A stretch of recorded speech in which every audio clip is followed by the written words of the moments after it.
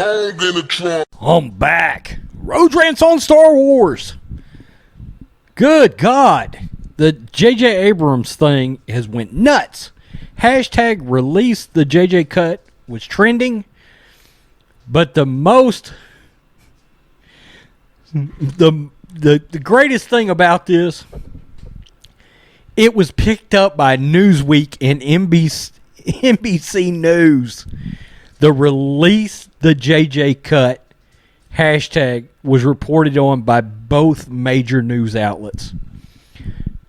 This may be the thing that finally gets Kathleen Kennedy out the door, okay? Hopefully that's not some... They'll probably demonetize me for that. Fired! I'm not going to read the NBC News article, but I will touch on the Newsweek article. According to the Post from Saltier Than Crate, director J.J. Abrams was brought in by Disney CEO Bob Iger, and that, quote, Disney insisted on fan service over plot development. Abrams' cut of the movie was allegedly different than the final cut we saw because of meddling on behalf of Disney, who was worried about the director might transition to Warner Brothers to help DC's languishing universe of movies. The Post claims that Abrams felt devastated and blindsided by the final product, had less, quote, creative control than promised, and that his version was 3 hours and 2 minutes, as opposed to the 2 hours and 22 minutes runtime. And, of course, it talks about the finale involving past Jedi, like Samuel L. Jackson's Mace Windu, and Ewan McGregor's Obi-Wan Kenobi were inevitably cut. And, of course, Hayden Christensen, Anakin Skywalker, which was the big deal. It's a big deal for me, anyway. The ending of the movie is what killed the movie for me.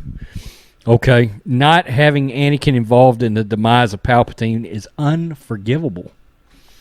It's unforgivable. But now this has gotten really ugly. Look, I just did a video on the leaks themselves. Go back and watch it. I talk about every single leak. But for it to be picked up by major news outlets, that's wild. It is incriminating to Disney that it's out there that they may have meddled and prodded with the movie and released a movie that J.J. Abrams didn't even know was getting released. I'm telling you, I've told everybody, J.J. looks weird in interviews, like, I don't even know what the hell's going on right now. Okay? This stuff's all going to come out. Especially now that he's going to D.C., it's going to be game on. I know a lot of people have a problem with J.J. Look, I hope J.J. brings us the mother of all Superman movies. I swear to God. And I hope it knocks the fuck out of the MCU.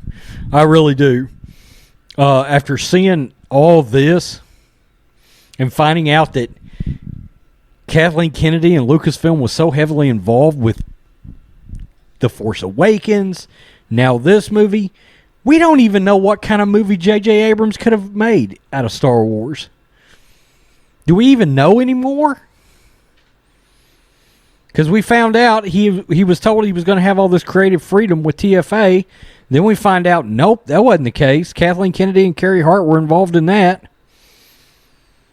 And now we find out that Lucasfilm themselves changed the editing around in this movie and cut scenes and cut out Obi-Wan Kenobi and Sam Jackson and Hayden Christensen. I heard because they were scared of the prequels. Are you mental? Talking about not having a grip or a hold on the fan base. Lucasfilm, you have no idea. Jon Favreau and Dave Filoni, they get it. Kathleen Kennedy, you're done. You've got no clue what the Star Wars fan base is wanting, looking for. Expect, good God, resign at this point. Kathleen Kennedy, resign. Look what's happened to Disney. Walt Disney would be ashamed of himself for all of this. He would be ashamed. He would just be, it's saddened. what's happened to his company and all the underhanded tactics that's going on while the company's being ran. It's terrible. Peace 'em out. Till next time.